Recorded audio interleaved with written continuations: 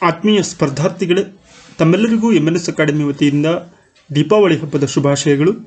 ಹಾಗೆಯೇ ಈ ಒಂದು ವಿಡಿಯೋದಲ್ಲಿ ನಾವು ಗ್ರೂಪ್ ಸಿ ನೇಮಕಾತಿಗೆ ಸಂಬಂಧಪಟ್ಟ ಹಾಗೆ ಕೇಳಬಹುದಾದ ಭಾರತ ಸಂವಿಧಾನದ ಬಹುಮುಖ್ಯ 30 ಪ್ರಶ್ನೆಗಳನ್ನು ನೋಡೋಣ. ದಯವಿಟ್ಟು ಈ ವಿಡಿಯೋವನ್ನು ಕೊನೆಯವರೆಗೂ ವೀಕ್ಷಿಸಿ. ನಮ್ಮ ಪ್ರಯತ್ನ ಇಷ್ಟವಾದಲ್ಲಿ ನಮ್ಮ ಎಂಎನ್ಎಸ್ ಅಕಾಡೆಮಿ ಚಾನಲನ್ನು ಸಬ್ಸ್ಕ್ರೈಬ್ ಮಾಡಿ, ಲೈಕ್ ಮಾಡಿ, ಈ ವಿಡಿಯೋವನ್ನು ನಿಮ್ಮ ಸ್ನೇಹಿತರಿಗೂ ಕೂಡ ಶೇರ್ ಮಾಡಿ.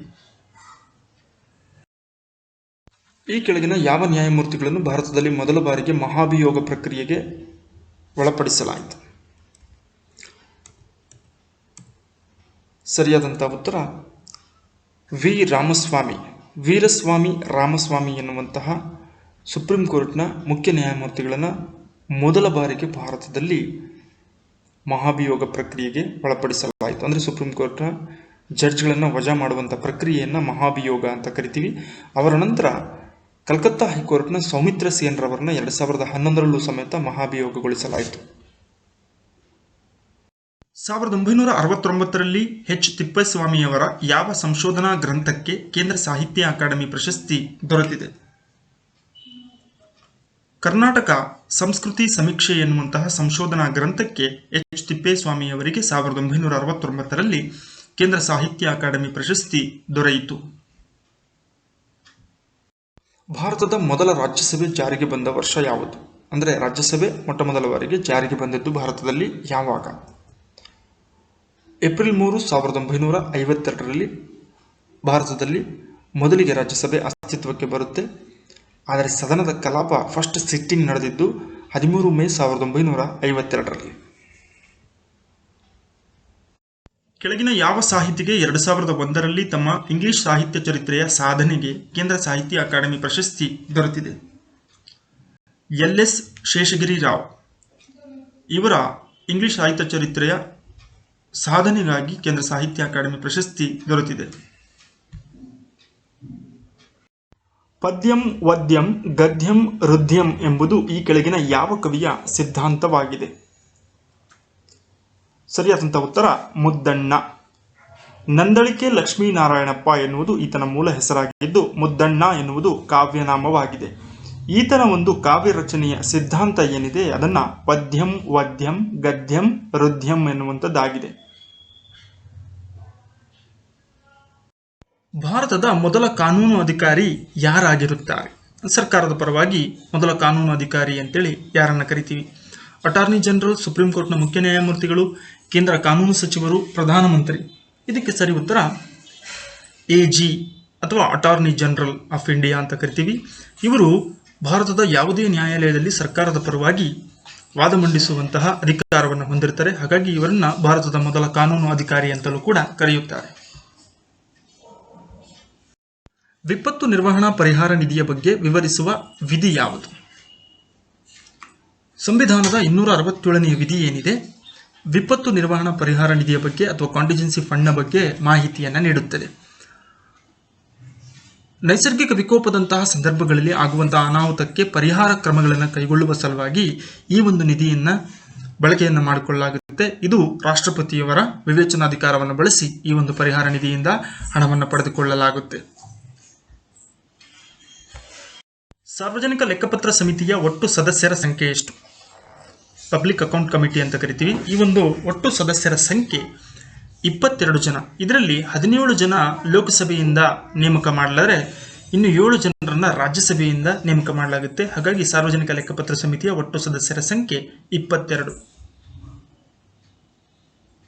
ಸಾರ್ವಜನಿಕ ಲೆಕ್ಕಪತ್ರ ಸಮಿತಿಗೆ ಮುಖ್ಯಸ್ಥರನ್ನು ಯಾರು ನೇಮಿಸುವರು? ರಾಷ್ಟ್ರಪತಿ, ಪ್ರಧಾನಮಂತ್ರಿ, ಉಪರಾಷ್ಟ್ರಪತಿ, ಲೋಕಸಭಾ ಸ್ಪೀಕರ್.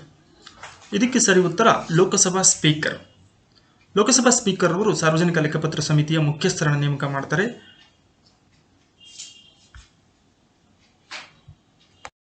ಭಾರತ ಸಂವಿಧಾನದ ಕರಡು ಪ್ರತಿ ಯಾವ ಭಾಷೆಯಲ್ಲಿ ರಚನೆಯಾಯಿತು?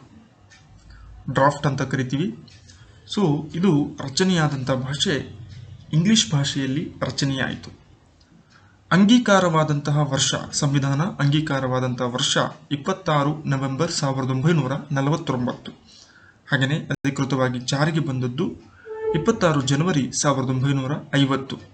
ಅದಾದ ನಂತರ ಇದನ್ನು ಅಫಿಷಿಯಲ್ ಆಗಿ ಹಿಂದಿ ಭಾಷೆಗೂ ಕೂಡ ಟ್ರಾನ್ಸ್ಲೇಟ್ ಮಾಡಲಾಯಿತು. ಈ ಕೆಳಗಿನ ಯಾರು ಲೋಕಸಭಾ ಸ್ಪೀಕರ್ ಆಗಿರಲಿಲ್ಲ? 4 ಜನರನ್ನು ಕೊಟ್ಟಿದ್ದಾರೆ. ಇದರಲ್ಲಿ ಯಾರು ಲೋಕಸಭಾ ಸ್ಪೀಕರ್ ಆಗಿ ಕೆಲಸವನ್ನ ಮಾಡಿಲ್ಲ?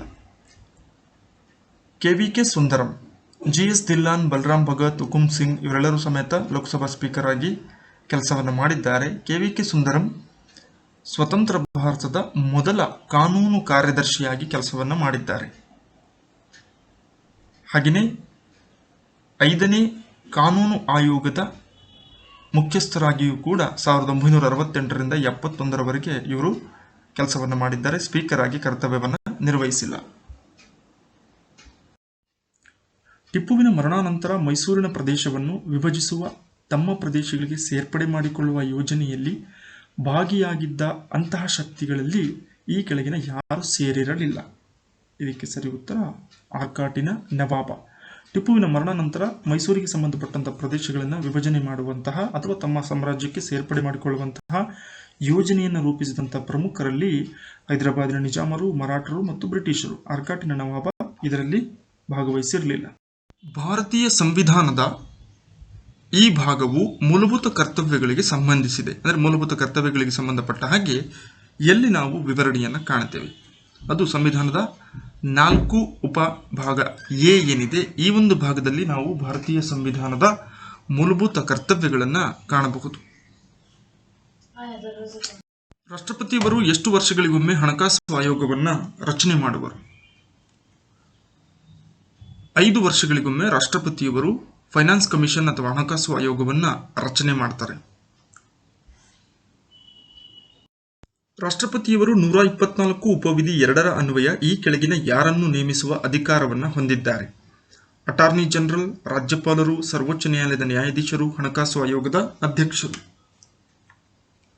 ಇದರಲ್ಲಿ ಸರ್ವೋಚ್ಚ ನ್ಯಾಯಾಲಯದ ನ್ಯಾಯಾಧೀಶರು, ಚೀಫ್ ಜಸ್ಟಿಸ್ ಆಫ್ ಇಂಡಿಯಾ ಅಂತ ಕರಿತೀವಿ, ಇವರನ್ನ ನೇಮಕ ಮಾಡುವಂತಹ ಅಧಿಕಾರವನ್ನು ಹೊಂದಿದ್ದಾರೆ. ಇದರ ಬಗ್ಗೆ ವಿವರಣೆಯನ್ನು ನೀಡುವಂತಹ ಸಂವಿಧಾನದ ವಿಧಿ 124 ಉಪವಿಧಿ 2. ಹಾಗೆಯೇ ಸುಪ್ರೀಂ ಕೋರ್ಟ್ನ ಜಡ್ಜ್ಗೆ ಪ್ರಮಾಣ ವಚನವನ್ನು ಬೋಧಿಸುವವರು ಕೂಡ ರಾಷ್ಟ್ರಪತಿಯವರೇ ಆಗಿರುತ್ತಾರೆ. ವಿಶ್ವಸಂಸ್ಥೆಯ ಸಂಸ್ಥಾಪನಾ ದಿನವನ್ನು ಯಾವಾಗ ಆಚರಿಸುವರು?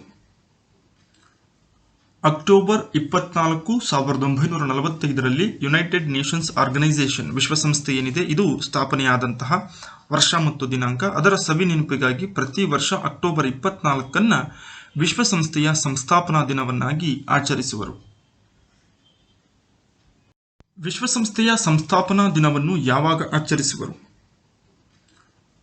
ಅಕ್ಟೋಬರ್ 24, 1945ರಲ್ಲಿ ಯುನೈಟೆಡ್ ನೇಷನ್ಸ್ ಆರ್ಗನೈಸೇಷನ್ ವಿಶ್ವಸಂಸ್ಥೆ ಏನಿದೆ ಇದು ಸ್ಥಾಪನೆಯಾದಂತಹ ವರ್ಷ ಮತ್ತು ದಿನಾಂಕ. ಅದರ ಸವಿ ನೆನಪಿಗಾಗಿ ಪ್ರತಿ ವರ್ಷ ಅಕ್ಟೋಬರ್ 24 ವಿಶ್ವಸಂಸ್ಥೆಯ ಸಂಸ್ಥಾಪನಾ ದಿನವನ್ನಾಗಿ ಆಚರಿಸುವರು. ಭಾರತದ ಸರ್ವೋಚ್ಚ ನ್ಯಾಯಾಲಯದ ನ್ಯಾಯಮೂರ್ತಿಯಾಗಿ ವಕೀಲರ ಸಂಘದಿಂದ ನೇರವಾಗಿ ಹುದ್ದೆಗೇರಿಸಲ್ಪಟ್ಟ ದೇಶದ ಮೊದಲ ಮಹಿಳಾ ವಕೀಲೆ ಯಾರು? ಅತ್ಯಂತ ಪ್ರಮುಖವಾದ ಪ್ರಶ್ನೆ. ಇದು PSI ನೇಮಕಾತಿಗಳಲ್ಲಿ ಕೇಳಿದ್ದಾರೆ. ಇದಕ್ಕೆ ಸರಿ ಉತ್ತರ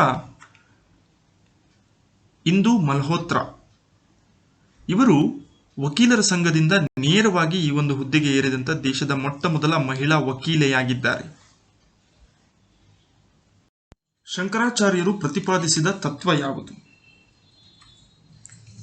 ಅದ್ವೈತ ತತ್ವವನ್ನು ಪ್ರತಿಪಾದನೆ ಮಾಡ್ತಾರೆ. ಇದರ ಅರ್ಥ ಅದ್ವೈತ ಎಂದರೆ ಎರಡಲ್ಲದ್ದು, ಅಂದ್ರೆ ಏಕತ್ವವಾದ, ಜೀವಾತ್ಮ ಮತ್ತು ಪರಮಾತ್ಮಗಳೆರಡು ಒಂದೇ ಎನ್ನುವಂತ ಅರ್ಥವನ್ನು ನೀಡುವ ಸಿದ್ಧಾಂತವನ್ನು ಪ್ರತಿಪಾದಿಸಿದವರು ಶಂಕರಾಚಾರ್ಯರು. ಮಣ್ಣಿನ ಬಗ್ಗೆ ಅಧ್ಯಯನ ಮಾಡುವಂತಹ ಶಾಸ್ತ್ರವನ್ನು ಏನೆಂದು ಕರೆಯುವರು? ಪೆಡಾಲಜಿ ಅಂತ ಕರಿತೀವಿ ಮಣ್ಣಿನ ಬಗ್ಗೆ ಅಧ್ಯಯನ ಮಾಡುವಂತಹ ಶಾಸ್ತ್ರವನ್ನ. ಇನ್ನು ಕರ್ನಾಟಕದಲ್ಲಿ ಅತ್ಯಂತ ವಿಸ್ತಾರ ಪ್ರಮಾಣದಲ್ಲಿ ಹರಡಿರುವಂತಹ ಮಣ್ಣು ಕೆಂಪು ಮಣ್ಣಾಗಿದೆ. RTPS ಶಕ್ತಿನಗರ ವಿಷ್ಣು ವಿದ್ಯುತ್ ಸ್ಥಾವರ ಯಾವ ಜಿಲ್ಲೆಯಲ್ಲಿದೆ? ಇದು ಕರ್ನಾಟಕದ ವಿದ್ಯುತ್ ಉತ್ಪಾದನೆಯ ಅತ್ಯಂತ ಪ್ರಮುಖ ಉಷ್ಣ ವಿದ್ಯುತ್ ಸ್ಥಾವರವಾಗಿದೆ. ಇದಿರುವಂಥದ್ದು ರಾಯಚೂರು ಜಿಲ್ಲೆಯಲ್ಲಿ. RTPS means Raichur thermal power station ಅಂತ ಕರಿತೀವಿ. ರಾಯಚೂರು ಜಿಲ್ಲೆಯಲ್ಲಿದ್ದು ಕರ್ನಾಟಕದ ಅತ್ಯಂತ ಪ್ರಮುಖ ವಿದ್ಯುತ್ ಉತ್ಪಾದನಾ ಉಷ್ಣ ವಿದ್ಯುತ್ ಸ್ಥಾವರವಾಗಿದೆ. ಈ ಕೆಳಗಿನ ಯಾವ ಪದಗಳು ಟಾಲೆಮಿ ಜಿಯಾಗ್ರಫಿಯ ಗ್ರಂಥದಲ್ಲಿ ಉಲ್ಲೇಖಿಸಿದ್ದಾನೆ? ಮೊದಗಲ್, ಕಲ್ಲಗೋರಿಸ್. 1ನೇ ಪದ ಮಾತ್ರ ಇದೆ, 1 ಮತ್ತು 2ನೇ ಪದ ಮಾತ್ರ ಇದೆ. ಸರಿಯಾದ ಉತ್ತರ ಆಯ್ಕೆ 4. ಅಂದರೆ ಟಾಲಮಿಯ ಭೂಗೋಳ ಗ್ರಂಥದಲ್ಲಿ ಮೊದಗಲ್ ಮತ್ತು ಕಲ್ಲಗೋರಿಸ್ ಎನ್ನುವಂತಹ ಪದಗಳ ಬಳಕೆ ಇದೆ. ಇವು ಕನ್ನಡದ ಪದಗಳಾಗಿದ್ದಾವೆ ಎಂದು ರಾಷ್ಟ್ರಕವಿ ಗೋವಿಂದ ಪೈರವರು ಗುರುತಿಸಿದ್ದಾರೆ. ಕನ್ನಡದ ಕಲ್ ಎನ್ನುವಂತಹ ಪದಕ್ಕೆ ಆಂಗ್ಲ ಭಾಷೆಯಲ್ಲಿ ಸ್ಟೋನ್ ಎಂದಾಗುತ್ತದೆ. ಆ ಪ್ರಕಾರ ಮೊದಗಲ್ ಎನ್ನುವಂಥ ಪದ ಈಗಿನ ಮುದಗಲ್, ಕಲ್ಲಗೇರಿಸ್ ಎನ್ನುವ ಪದ ಕಲ್ಕೇರಿ. ಹೀಗಾಗಿ ಈ ಪದಗಳಲ್ಲಿ ಬಳಸಿರುವಂಥ ಕಲ್ ಎನ್ನುವಂತಹ ಪದ ಏನಿದೆ ಕನ್ನಡದ ಘಟಕ ಪದವಾಗಿದೆ ಎನ್ನುವಂಥದ್ದು ಸಾಹಿತ್ಯ ಸಂಶೋಧಕರ ಅಭಿಪ್ರಾಯವಾಗಿದೆ. Centre of Indian institute of languages ಎಂಬ ಸಂಶೋಧನಾ ಸಂಸ್ಥೆ ಎಲ್ಲಿದೆ? ಬೆಂಗಳೂರು, ಹಂಪೆ, ಮೈಸೂರು, ಧಾರವಾಡ. ಮೈಸೂರಿನಲ್ಲಿ ಈ ಒಂದು ಸಂಸ್ಥೆ ಇದ್ದು ಭಾಷೆಯ ಪ್ರಾಚೀನತೆಗೆ ಸಂಬಂಧಪಟ್ಟ ಹಾಗೆ, ಸಾಹಿತ್ಯಕ್ಕೆ ಸಂಬಂಧಪಟ್ಟ ಹಾಗೆ ಸಂಶೋಧನೆಗಳನ್ನು ಮಾಡುವಂತಹ ಸಂಸ್ಥೆಯಾಗಿದೆ. ಇದು ಮೈಸೂರಿನಲ್ಲಿ ಇದೆ. ಕವಿರಾಜ ಮಾರ್ಗ ಕೃತಿಯು ಯಾವ ಸಾಹಿತ್ಯ ಕಾಲಘಟ್ಟಕ್ಕೆ ಸೇರುವುದಾಗಿದೆ? ಪೂರ್ವದ ಹಳಗನ್ನಡ, ಹಳಗನ್ನಡ, ನಡುಗನ್ನಡ, ಹೊಸಗನ್ನಡ. ಆಯ್ಕೆ 1 ಪೂರ್ವದ ಹಳಗನ್ನಡ. ಕನ್ನಡ ಭಾಷೆಯ ವಿವಿಧ ಹಂತಗಳನ್ನು ಅಥವಾ ಕನ್ನಡ ಭಾಷೆಯ ಅವಸ್ಥಾಂತರಗಳು ಅಂತ ಕರಿತೀವಿ. 5 ವಿಭಾಗಗಳಾಗಿ ಸಾಹಿತ್ಯ ವಿದ್ವಾಂಸರು ಗುರುತಿಸಿದ್ದಾರೆ. ಪೂರ್ವದ ಹಳಗನ್ನಡ, ಹಳಗನ್ನಡ, ನಡುಗನ್ನಡ, ಹೊಸಗನ್ನಡ ಮತ್ತು ಆಧುನಿಕ ಕನ್ನಡ. ಇದರಲ್ಲಿ ಕವಿರಾಜ ಮಾರ್ಗ ಕನ್ನಡದಲ್ಲಿ ಮೊದಲ ಉಪಲಬ್ಧ ಗ್ರಂಥವಾಗಿದೆ. ಇದು ಪ್ರಾರಂಭದಲ್ಲಿ ಇದ್ದಂತಹ ಸಾಹಿತ್ಯ ಬೆಳವಣಿಗೆ ಆಗಿರುವುದರಿಂದ ಪೂರ್ವದ ಹಳಗನ್ನಡ ಅವಸ್ಥಾಭೇದಕ್ಕೆ ಸೇರಿದ್ದಾಗಿದೆ. ಪ್ರತಿಯೊಂದು ವರ್ಗದವರು ಪ್ರತ್ಯೇಕವಾಗಿ ಆಡುವ ಭಾಷೆಗಳನ್ನು ಏನೆಂದು ಕರೆಯುವರು? ಸಾಮಾಜಿಕ ಉಪಭಾಷೆ, ಧಾರ್ಮಿಕ ಉಪಭಾಷೆ, ಸ್ಥಾನಿಕ ಉಪಭಾಷೆ, ಸ್ಥಳೀಯ ಭಾಷೆ. ಸಾಮಾಜಿಕ ಉಪಭಾಷೆ ಅಂತ ಕರಿತೀವಿ. ಈಗ ವಿಭಾಗಗಳ ಆಧಾರದ ಮೇಲೆ ನೋಡಿದ ಮೇಲೆ ಆಯಾ ವರ್ಗದವರು, ಒಂದು ಜಾತಿ ಇರ್ಬೋದು, ಧರ್ಮದವರು ಇರ್ಬೋದು, ಆಯಾ ವರ್ಗದವರು ಮಾತನಾಡುವಂಥ ಭಾಷೆಯನ್ನು ನಾವು ಸಾಮಾಜಿಕ ಉಪಭಾಷೆ ಅಂತ ಕರಿತೀವಿ. ಆಯುಷ್ಮಾನ್ ಭಾರತ್ ಯೋಜನೆಯ ಅನುಷ್ಠಾನದಲ್ಲಿ ಯಾವ ರಾಜ್ಯವು ಅತ್ಯುನ್ನತ ಸ್ಥಾನದಲ್ಲಿದೆ? ಕೇಂದ್ರ ಸರ್ಕಾರದ ಅತ್ಯಂತ ಪ್ರಮುಖವಾದಂತಹ ಆರೋಗ್ಯಕ್ಕೆ ಸಂಬಂಧಪಟ್ಟ ಆಯುಷ್ಮಾನ್ ಯೋಜನೆಯನ್ನು ಅನುಷ್ಠಾನಗೊಳಿಸುವಲ್ಲಿ ಮೊದಲ ಸ್ಥಾನದಲ್ಲಿರುವಂತಹ ರಾಜ್ಯ ಗುಜರಾತ್ ರಾಜ್ಯವಾಗಿದೆ. ಬೆಟ್ಟ ಹತ್ತುವ ವ್ಯಕ್ತಿಯು ನಡೆಯುವಾಗ ಮುಂದೆ ಬಾಗಲು ಕಾರಣವೇನು? ಇದಕ್ಕೆ ಸರಿ ಉತ್ತರ ಶರೀರದ ಸಮತೋಲನವನ್ನು ಕಾಪಾಡಿಕೊಳ್ಳೋದಕ್ಕೋಸ್ಕರ ಈ ರೀತಿ ಪ್ರಕ್ರಿಯೆ ನಡೆಯುತ್ತದೆ. ಕನ್ನಡದ ಕಣ್ವ ಎಂಬ ಬಿರುದನ್ನು ಹೊಂದಿರುವ ಕನ್ನಡದ ಕವಿ ಯಾರು? ಸರಿ ಉತ್ತರ BM ಶ್ರೀಕಂಠಯ್ಯ ಅಥವಾ BM ಶ್ರೀ ಎಂದು ಖ್ಯಾತರಾದಂತಹ ಕನ್ನಡದ ಪ್ರಮುಖ ಕವಿ. ಇವರಿಗೆ ಕನ್ನಡದ ಕಣ್ವ ಎಂಬ ಬಿರುದಿದೆ. ಇವರ ಪ್ರಮುಖ ಕೃತಿಗಳು ಗದಾಯುದ್ಧ, ನಾಟಕಂ, ಅಶ್ವತ್ಥಾಮನ್, ಹಾಗೆಯೇ ಹೊಂಗನಸುಗಳು. ಇನ್ನು ಇಂಗ್ಲಿಷ್ ಸಾಹಿತ್ಯಕ್ಕೆ ಸಂಬಂಧಪಟ್ಟ ಹಾಗೆ ಇಂಗ್ಲಿಷ್ ಗೀತೆಗಳು ಎನ್ನುವಂತಹ ಪ್ರಮುಖ ಕವನ ಸಂಕಲನವನ್ನು ರಚನೆ ಮಾಡಿದ್ದಾರೆ. ಸರಿ ಹೊಂದಿಸಿ. Babylon Iraq, Bethlehem Israel, Medina Saudi Arabia, Herat Afghanistan. ಇವುಗಳ ಸರಿ ಹೊಂದಾಣಿಕೆಯನ್ನು ನೋಡಿದಾಗ 1A ಬ್ಯಾಬಿಲೋನಿಯನ್ ಇರಾಕ್ ಸರಿಯಾಗಿದೆ, ಬೆತ್ಲೆಹೆಮ್ ಇಸ್ರೇಲ್ನಲ್ಲಿದೆ, ಮದೀನಾ ಸೌದಿ ಅರೇಬಿಯಾ ದೇಶದಲ್ಲಿ ಕಾಣ್ತೀವಿ, ಇನ್ನು ಹೇರಟ್ ಅಫ್ಘಾನಿಸ್ತಾನದಲ್ಲಿದೆ. ABCD ಸರಿಯಾದಂಥ ಹೊಂದಾಣಿಕೆಯನ್ನೇ ಕೊಟ್ಟಿದ್ದಾರೆ. ಭಾರತ ಸಂವಿಧಾನದ ಪ್ರಸ್ತಾವನೆಯು ಈ ರೀತಿಯಾಗಿ ಆರಂಭವಾಗುತ್ತದೆ. ಸರಿ ಉತ್ತರ ಭಾರತದ ಪ್ರಜೆಗಳಾದ ನಾವು ಎನ್ನುವಂತಹ ಪದ ರಚನೆಯಿಂದ ಸಂವಿಧಾನದ ಪ್ರಸ್ತಾವನೆ ಆರಂಭವಾಗುತ್ತದೆ. ಸಾರಿಸ್ಕಾ ರಾಷ್ಟ್ರೀಯ ಉದ್ಯಾನವನ ಈ ಕೆಳಕಂಡ ಯಾವ ರಾಜ್ಯದಲ್ಲಿದೆ? ರಾಜಸ್ಥಾನ ರಾಜ್ಯದಲ್ಲಿ ಇದನ್ನು ಕಾಣ್ತೀವಿ. 881 ಚದುರ ಕಿಲೋಮೀಟರ್ ವ್ಯಾಪ್ತಿಯನ್ನು ಹೊಂದಿದ್ದು ರಾಜಸ್ಥಾನದ ಅಲ್ವಾರ ಜಿಲ್ಲೆಯಲ್ಲಿ ಕಾಣ್ತೀವಿ. ಇದನ್ನು ರಾಷ್ಟ್ರೀಯ ಉದ್ಯಾನವನವಾಗಿ 1955ರಲ್ಲಿ ಘೋಷಣೆ ಮಾಡಲಾಗಿದ್ದು ಭಾರತದ ಪ್ರಮುಖ ಹುಲಿ ಸಂರಕ್ಷಣಾ ಧಾಮಗಳಲ್ಲಿ ಇದು ಕೂಡ ಒಂದಾಗಿದೆ. ಸ್ನೇಹಿತರೆ, ನಿಮಗಾಗಿ 2 ಪ್ರಶ್ನೆಗಳು. ಇವುಗಳ ಉತ್ತರವನ್ನು ಕಮೆಂಟ್ನಲ್ಲಿ ನೀಡಿ. ಸಂವಿಧಾನ ರಚನೆಯ ವಿಷಯಕ್ಕೆ ಸಂಬಂಧಿಸಿದಂತೆ ಎಷ್ಟು ಸಮಿತಿಗಳನ್ನು ರಚಿಸಲಾಗಿತ್ತು? 2ನೇ ಪ್ರಶ್ನೆ, ಸಂವಿಧಾನದ ರಚನಾ ಸಭೆಯ ಹಂಗಾಮಿ ಅಧ್ಯಕ್ಷರು ಯಾರಾಗಿದ್ದರು? 2 ಪ್ರಶ್ನೆಗಳಿಗೂ ಕಮೆಂಟ್ನಲ್ಲಿ ಉತ್ತರವನ್ನು ನೀಡಿ. ಮುಂದಿನ ಮತ್ತೊಂದು ಉಪಯುಕ್ತ ವಿಡಿಯೋದೊಂದಿಗೆ ತಮ್ಮನ್ನು ಭೇಟಿಯಾಗೋಣ. ಧನ್ಯವಾದಗಳು.